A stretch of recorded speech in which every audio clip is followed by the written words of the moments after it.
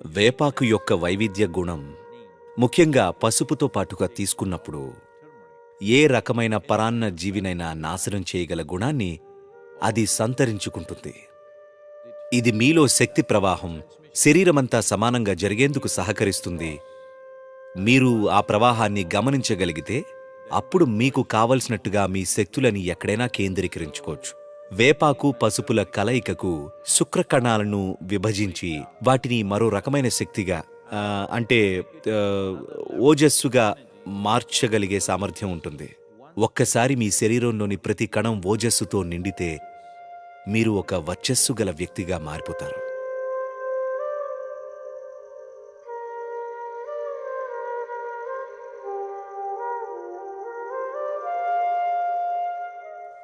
మా యోగా సెంటర్లో ప్రతిరోజు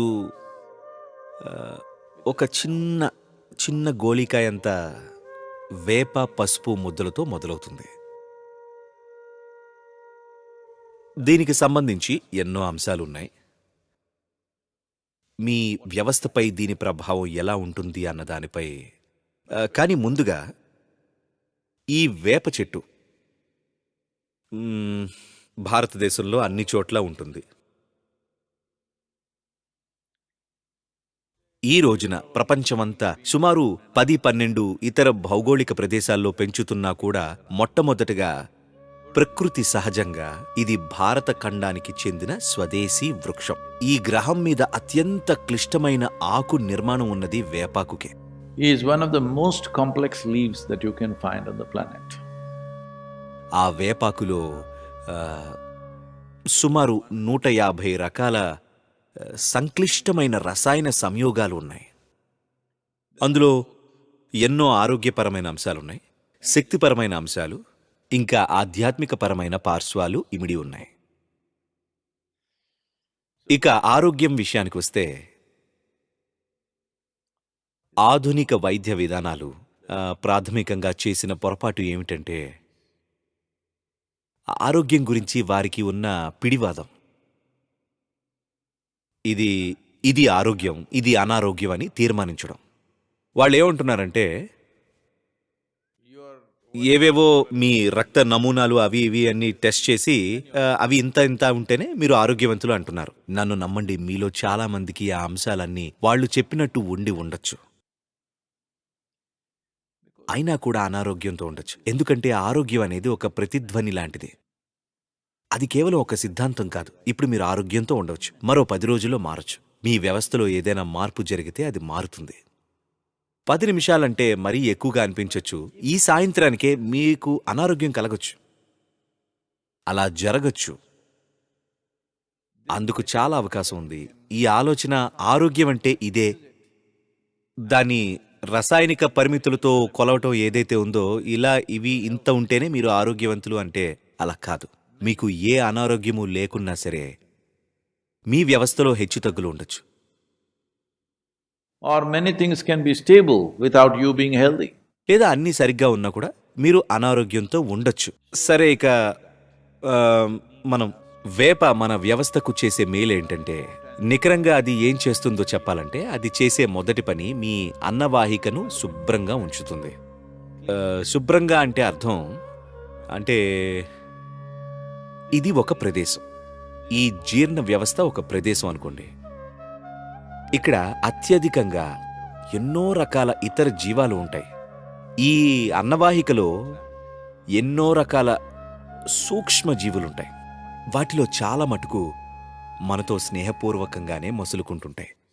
వాటి వల్లే మనం జీవిస్తున్నాం. అన్నం జీర్ణం చేసుకుంటున్నది వాటి వల్లే. మన శరీరంలో ఎన్నో కార్యకలాపాలు వాటి వల్లే జరుగుతున్నాయి.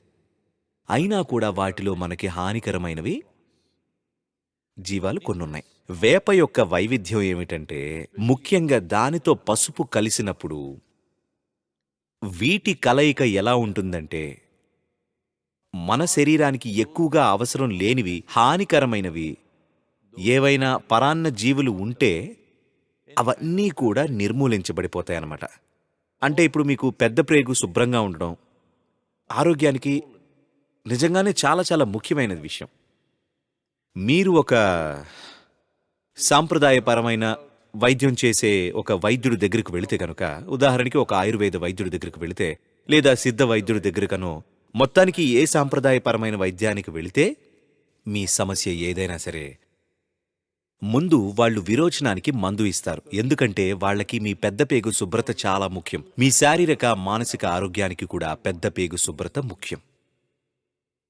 మీరు ఎలా తింటున్నారు అన్న విషయంపై మీరు ఇంకాస్త ఎరుకతో చేస్తే అది శరీరంలో ఏం జరుగుతుంది, మీ బుర్రలో ఏం జరుగుతుంది అనే దానిపై ఎంతో ప్రభావం చూపిస్తుంది. చూడండి, ఇప్పుడు మీరు ఒక కట్టడం కడితే దానికి ఒక నమూనా ఉంటుంది, దానికి ఒక రూపకల్పన అంటూ ఉంటుంది. కానీ మరోవైపు చూస్తే ఆ కట్టడానికి వాడే పదార్థాలు ఇంకా నమూనా యొక్క ఆచరణ యొక్క క్రమం, ఇవన్నీ కూడా ప్రభావం చూపిస్తాయి.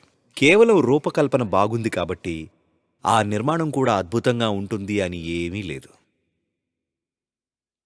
నిర్మాణానికి అవసరమైన వనరుల నాణ్యత, ఇంకా నిర్మించే వ్యక్తి సామర్థ్యం కూడా ఎంతో పెద్ద వ్యత్యాసం చూపిస్తుంది. దీనికి కూడా అదే వర్తిస్తుంది. దీని రూపకల్పన అద్భుతమైనది. ఎన్నో లక్షల సంవత్సరాల ఫలితం ఇప్పుడు మనకి ఉన్న ఈ శరీర నిర్మాణం. ఎంతో పెద్ద ఎవల్యూషన్ వల్ల ఈ రకమైన రూపకల్పన జరగడానికి ఇంతకాలం పట్టింది. ఈ నిర్మాణాన్ని పూర్తి చేయడానికి దానికి అవసరమైన వనరులు కూడా చాలా చాలా ముఖ్యమే. కాబట్టి మీరు ఈ శరీరానికి ఏ ఆహారం ఇస్తున్నారు అనేది మీ సంస్కృతికి సంబంధించిన విషయం కాదు. సంస్కృతులు ఆ ప్రదేశానికి, అక్కడి జీవితానికి తగ్గట్టుగా పరిణామం చెంది ఉంటాయి. ప్రపంచవ్యాప్తంగా కూడా సంస్కృతులు, అక్కడ ఉన్న వనరులు, వాటి లభ్యతలకు అనుగుణంగా అభివృద్ధి చెందాయి. ఇక మానవ మనుగడ అవసరాలకు, వాణిజ్య అవకాశాలకు తగినట్టుగా అప్పుడున్న దేశకాలమాన పరిస్థితులకు తగ్గట్టుగా, జీవన భృతులకు తగ్గట్టుగా సంస్కృతులనేవి పుట్టాయి. సంస్కృతులు ఎప్పుడూ పరిపూర్ణంగా ఉండవు. దురదృష్టవశాత్తు మనుషులు తమ సంస్కృతితో విపరీతమైన గుర్తింపు ఏర్పరచుకుని అదే పరిపూర్ణమైనది అనుకుంటారు. ప్రపంచంలో ఏ సంస్కృతి సంపూర్ణమైనది కాదు. ఎందుకంటే ఇవాల్టి తరంలో మీరు సృష్టించే చెత్త రేపటి సంస్కృతి అవుతుంది. పైగా మీకు ఇదేదో మీరు చాలా ఎరుకతో చేస్తున్నట్టుగా అనిపిస్తుంది. కాదు, అది అలా జరిగిపోతుందంతే. మీరు ఇవాళ చేసే చెత్త అంతా కూడా తర్వాతి తరం తీసుకుంటుంది, లేదా వద్దంటుంది, లేదా వ్యతిరేకంగా ప్రవర్తిస్తుంది. కానీ సంస్కృతి అనేది పాత తరం నుండి ఈ తరానికి పర్యవసానంగా వచ్చేది. కాబట్టి సంస్కృతి పరంగా మీరు ఏమి తింటున్నారు అనేది ముఖ్యం కాదు. ఈ వ్యవస్థలోకి వెళ్ళడానికి ఏది సరైనది, ఈ వ్యవస్థ నిర్మాణం దేనికోసం చెయ్యబడింది, దానికి ఏది ఇంధనం, ఇవి తెలుసుకోవడం చాలా ముఖ్యం. మీరు గనక ఈ కోణంలో దీన్ని చూస్తే మీ శరీరాన్ని ఒక విధమైన సంతులనంతో ఉంచడం, ఇంకా జీర్ణ ప్రక్రియను సమర్థవంతంగా నిర్వహించుకోవడం చాలా ముఖ్యం. మీరు చెయ్యాలనుకున్న పనులను, కార్యక్రమాలను కావలసిన స్థాయిలో చేయడానికి మీకు ఎంత ఆహారం అవసరం. మనం వాహనాలకు కావలసిన మైలేజ్ గురించి మాట్లాడుతూ ఉంటాం కదా. మీరు 50లలో చూస్తే కనుక, ఈ 50ల్లో పర్వాలేదులేండి, 60-70ల్లో అమెరికాలో కార్లను చూస్తే ఒక 10 కార్లను విప్పతీస్తే ఒక యుద్ధ నౌకని తయారు చేసేయచ్చు. అంత లోహం వాడేవాళ్ళు వారు కార్ని తయారు చేయడానికి. ఇప్పుడు వాళ్ళు దాన్ని ఇంకా చిన్నగా తయారు చేయాలని చూస్తున్నారు. ఎందుకంటే అది ఒక ఇంధన సామర్థ్యం కోసం. 1 మైలు ప్రయాణం చేయడానికి మీకు ఎంత ఇంధనం ఖర్చు చేస్తున్నారు, అది మనం పర్యావరణ దృష్ట్యా ఆలోచిస్తున్నాం. కానీ ఒకసారి మీ ఆరోగ్యం దృష్ట్యా కూడా ఆలోచించండి. మీ శరీరంలోని 1 యూనిట్ శక్తిని ఖర్చు చేయడానికి మీకు ఎంత శక్తి కావాలి, అంత అదనపు భారం మీ శరీరం మీద పడుతుంది. ఈ దృష్టి కనుక మీకు లేనట్టయితే, ప్రతి ఉదయం గనుక పరగడుపున మీరు వేప పసుపు గుళికను కాస్త గోరువెచ్చటి నీటితో తీసుకుంటే మీకు ఆ జ్ఞానం కలుగుతుంది. ఎందుకంటే శరీరం ఆహారానికి ఒక విధంగా స్పందిస్తుంది. ఎప్పుడు చాలు అనాలో అదే చెబుతుంది. ఇక మీ అంతట మీకు ఈ పరిజ్ఞానం లేకపోతే మీ శరీరంలోని ప్రతి కణం మాట్లాడుతుంది. ఎందుకంటే వేప పసుపు కలయిక మీ కణాల మూలాలకు ఒక ప్రవేశాన్ని కలిగించుకొని మీలో శక్తి ఉత్పన్నం అయినప్పుడు అది ఎలా ఎక్కడికి విభజన చేయాలో తెలుసుకుంటుంది. సరే, అందరూ నన్ను చాలాసార్లు ఇంటర్నల్ కంబషన్ ఇంజిన్ గురించి మాట్లాడమని అడుగుతూ ఉంటారు. ఒక మోటార్ వాహనంలో శక్తి యొక్క విభజన జరగడాన్ని ట్రాన్స్మిషన్ అంటారు. అది ఒక వాహనం యొక్క సామర్థ్యాన్ని నిర్ణయిస్తుంది. ఎంత ఇంధనంతో ఎంత శక్తి ఉత్పన్నం అవుతుంది అనేది కొలమానం. ఇంజన్లో ఉన్న శక్తి ఒక ఎత్తైతే చక్రాల దగ్గర ఉండే శక్తి మరొక ఎత్తు. రెండూ వేర్వేరు. ఇవాళ ప్రపంచంలో ఉన్న అత్యున్నత రేసింగ్ కార్ల గరిష్ట పరిమితి కేవలం 2.7 లీటర్లు. ఫార్ములా 1 కార్లకు అలా ఉంటుంది. కానీ అవి అత్యధిక వేగంతో నడుస్తాయి. ఎందుకంటే వాటి ఇంజన్లలో ఉన్న శక్తికి చక్రాల్లోని శక్తికి వ్యత్యాసం చాలా చాలా చాలా తక్కువ. ఇక మన దగ్గర కూడా పికప్ ట్రక్కులున్నాయి. అవి ఇంజిన్ దగ్గర సుమారు 700 bhp కలిగి ఉంటాయి. కానీ ఎంత చక్రాల దాకా వస్తుంది అనేది వేరుగా ఉంటుంది. కాబట్టి ట్రాన్స్మిషన్ అనేది ఒకటి ఉంటుంది. కాబట్టి మీ కడుపులో మీరు పుట్టించేది ఎక్కడెక్కడికి వెళుతుంది, ఎంతవరకు వెళుతుంది అనేది చాలా ముఖ్యమైన అంశం. ఇప్పటి ప్రపంచంలో ఎవ్వరికీ ఈ స్పృహ లేదు. మీరు గనక అది జరగాలని అనుకుంటే కొన్ని యోగిక పద్ధతులు ఉన్నాయి. వాటికి ఇంకా బలం చేకూర్చడానికి ఈ వేప పసుపుల కలయిక అనే అద్భుతమైన ప్రక్రియ ఉపకరిస్తుంది. ఎందుకంటే ఆ కలయిక మీలో ఉత్పత్తి అయిన శక్తి యొక్క ప్రసారం మీ శరీరమంతా సమానంగా ఉండేలా చూస్తుంది. మీరు దాన్ని గమనించడం మొదలు పెడితే మీ శక్తిని మీరు ఎటు కావాలంటే అటు ప్రసారం చేసుకోవచ్చు. మీకున్న శక్తులను ఎటు కావాలంటే అటు ప్రసారం చేయొచ్చు అంటే అర్థం ప్రస్తుతం నేనేదైనా చెబితే వీళ్ళంతా రకరకాల విషయాలు ఊహించుకోవడం మొదలు పెడతారు. కాబట్టి దాన్ని కాస్త పరిమితం చేస్తాను. సరే, ప్రస్తుతం నేను మాట్లాడాలనుకుంటున్నాను. నా శక్తి అంతా కూడా నా కంఠం మీద కేంద్రీకరిస్తాను, ఎరుకుతో. ఈ విషయం చాలామంది గాయకులకి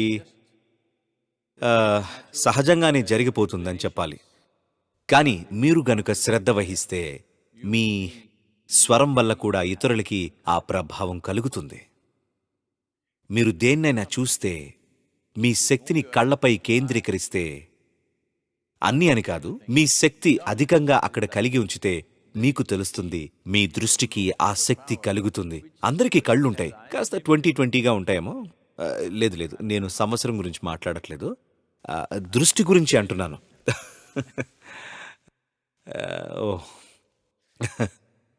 ఈ సంఖ్య వాడేటప్పుడు కాస్త జాగ్రత్తగా ఉండాలండి. 20-20 అనగానే మనుషులు అని పెడుతున్నారు మొహం. కాబట్టి మీ దృష్టి మామూలుగానే ఉండొచ్చు, కానీ అందరికీ ఒకే శక్తి ఉండకపోవచ్చు, ఒకేలా విషయాలను గ్రహించలేకపోవచ్చు, ఒకేలా గమనించలేకపోవచ్చు కూడా. అలాగే చాలా చాలా అంశాలు ఉన్నాయి. మీరు ఈ చేతులతో ఏదైనా పని చేయాలనుకుంటే మీ స్పర్శకున్న శక్తి పూర్తిగా వేరే స్థాయికి మారిపోతుంది, నిజంగానే. కాబట్టి ఇది జరగాలి అని అనుకుంటే ముందు మనకు కావాల్సింది మీ శక్తి యొక్క ప్రసారం సాఫీగా ఉండాలి. పరగడుపును తీసుకునే వేప పసుపు గుళిక మీ కడుపులో అద్భుతాలు సృష్టిస్తుంది, నిజంగానే అద్భుతాలు సృష్టిస్తుంది. ఏదైనా ఒక రకమైన సాధన చేసేవారికి ఇది చాలా ముఖ్యమని చెబుతాను. దీనికి వేరే పార్శ్వాలు కూడా ఉన్నాయి. అదేంటంటే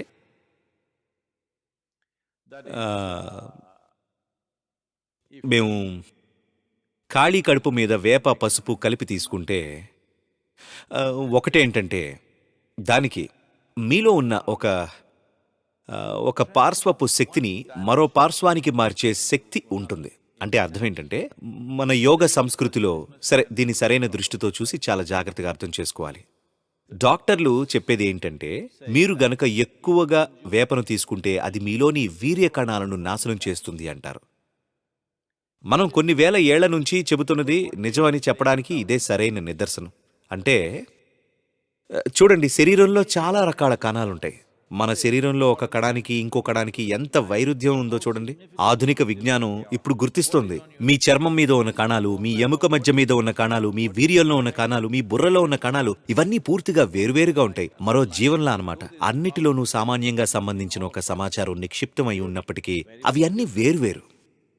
శరీరానికి ఒక రకమైన కణాన్ని సృష్టించడానికి కావలసిన శక్తి ఒక వీర్య కణాన్ని సృష్టించడానికి కావాల్సిన శక్తి లేక మరొక భాగంలో సృష్టించబడే కణానికి కావలసిన శక్తి అన్నీ కూడా పూర్తిగా వైరుధ్యమైన శక్తి కణాలు అయి ఉంటాయి. సరే, చాలా మంది దీనిపై ప్రశ్నిస్తారు, కానీ ఒక 25 ఏళ్లకో 50 ఏళ్లకో వాళ్ళు ఇదే విషయాన్ని తెలుసుకుంటారు. అవును, నిజంగానే. కాబట్టి మానవ జీవితం యొక్క ఒక పార్శ్వం ఏంటంటే, చూడండి, మీరు ఇందులోని అద్భుతాన్ని అర్థం చేసుకోవాలి. అందులోని లైంగికతని కాదు. ఓకే, కేవలం ఒక చిన్న కణంతో రెండు అనుకోండి, కానీ ఒకే ఒక్క కణంతో ఒక కొత్త జీవాన్ని పుట్టించి ఇక్కడ ఇలా కూర్చోబెట్టొచ్చు. ఇదేమైనా చిన్న విషయమా చెప్పండి? ఎందుకంటే మనుషుల బుర్రల నిండా లైంగికత నిండిపోయి వాళ్ళు అందులోని అద్భుతాన్ని చూడడం లేదు. ఒకే ఒక్క కణంతో ఒక జీవితం ఎలా పుట్టిందో, అది ఎలా తయారైందో చూడండి. అంతే కదండి, మనం ప్రపంచాన్ని జనాభాతో నింపేశాం. మనం దాని గురించి ఏదైనా చేయాలి. అది వేరే విషయం అనుకోండి.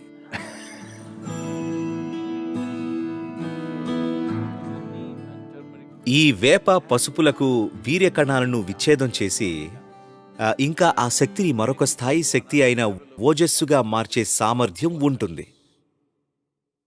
మీ శరీరంలోని ప్రతి కణం నెమ్మదిగా ఓజస్సులో మునిగిపోతే కనుక, మీరు కనుక సాధన చేస్తూ ఉంటే, మీ శరీరంలో శక్తి ప్రసారం సమంగా ఉంటే, మీ శరీరంలోని ప్రతి కణం ఓజస్సుతో కప్పబడి ఉంటుంది.